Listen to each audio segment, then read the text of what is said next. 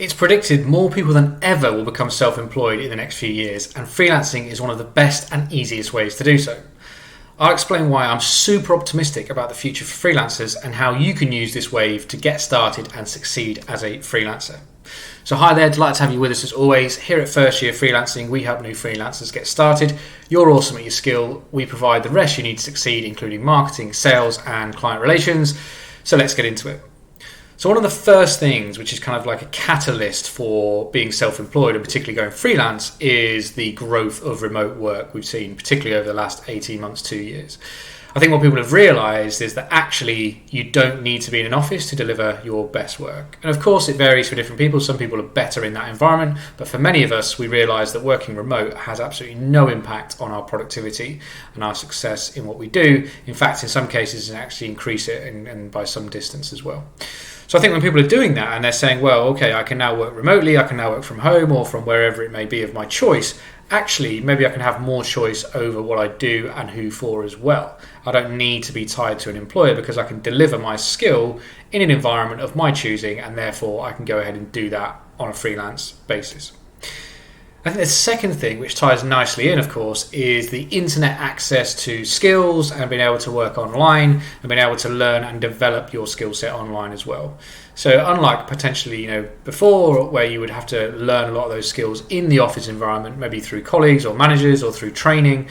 Now, again, there's not saying there's no value to that, but actually we've realised through the growth of online learning, video courses, cohort-based courses, whatever it may be, the access to information online is so significant, so massive, that actually you can develop skills that give you very, very marketable skills to be able to freelance and to be able to offer your service to people who need and value what you do. And not only to be able to get to that point, to be continually updating and improving your skills, you can do that online and of course remotely by that very nature as well. And the third and final thing, which I really think is impacting this growth of freelancing and then self-employed, is of course the idea of the gig economy. I don't love that phrasing, but I think the nature of people dipping in and out of when they want to work on what they want to work on is very, very important now for people.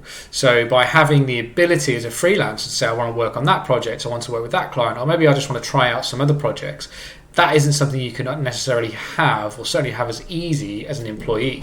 So for people who are looking for that variety, looking for that creativity and that enjoyment really of working on different projects, freelancing is absolutely perfect for that. It's not to say it's easy, you're not going to have your pick of the clients that you want to work with in projects, but obviously the more you develop your skills, the better you do, the more referrals, testimonials, the better marketing you have.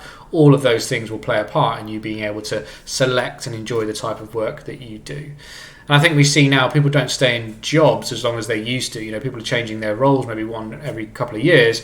And that's where, again, it nicely ties into this freelance self-employed lifestyle of being able to change. If you want to pivot either the actual service you offer or the type of clients you work with, the type of projects you work on, you're much more able to do that without getting anybody's permission as a self-employed person. So I touched a little bit on marketing there. So what I'll do is I'll link to my marketing playlist, which has some videos breaking down different ways that you can market your freelance services to make sure you get that pipeline of consistent work coming in and you have the choice of the most interesting projects you want to work on. So do take a look at that. But as always, thank you for your time, and I will see you on the next one.